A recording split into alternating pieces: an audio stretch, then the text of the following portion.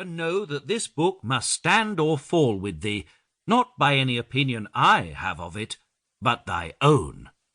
If thou findest little in it new or instructive to thee, thou art not to blame me for it. It was not meant for those that had already mastered this subject, and made a thorough acquaintance with their own understandings, but for my own information, and the satisfaction of a few friends, who acknowledged themselves not to have sufficiently considered it. Were it fit to trouble thee with the history of this essay, I should tell thee that 5 or 6 friends, meeting at my chamber, and discoursing on a subject very remote from this, found themselves quickly at a stand by the difficulties that rose on every side. After we had a while puzzled ourselves, without coming any nearer a resolution of those doubts which perplexed us, it came into my thoughts that we took a wrong course, and that before we set ourselves upon inquiries of that nature, it was necessary to examine our own abilities, and see what objects our understandings were, or were not, fitted to deal with. This I proposed to the company, who all readily assented, and thereupon it was agreed that this should be our first inquiry. Some hasty and undigested thoughts on a subject I had never before considered, which I set down against our next meeting, gave the first entrance into this discourse, which, having been thus begun by chance, was continued by entreaty,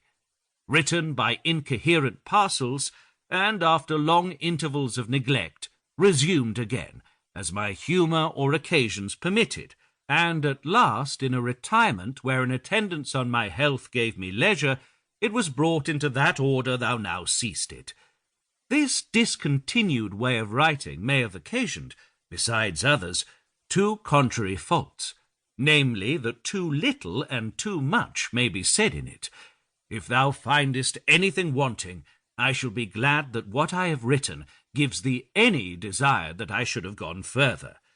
If it seems too much to thee, thou must blame the subject, for when I put pen to paper, I thought all I should have to say on this matter would have been contained in 1 sheet of paper.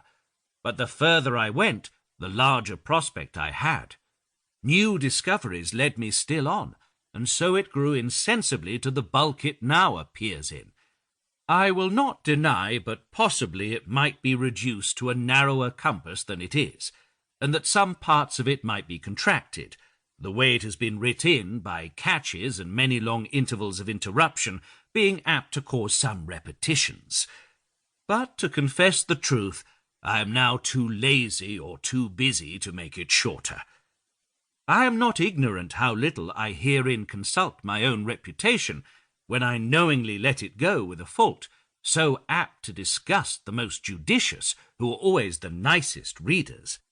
But they who know sloth is apt to content itself with any excuse will pardon me if mine has prevailed on me, where I think I have a very good one. I will not therefore allege in my defence that the same notion, having different respects, may be convenient or necessary to prove or illustrate several parts of the same discourse, and that so it has happened in many parts of this.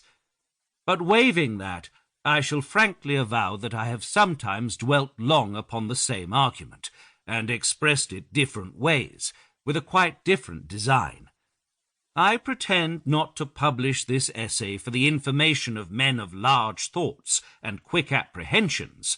To such masters of knowledge I profess myself a scholar, and therefore warn them beforehand not to expect anything here but what, being spun out of my own coarse thoughts, is fitted to men of my own size, to whom, perhaps, it will not be unacceptable that I have taken some pains to make plain and familiar to their thoughts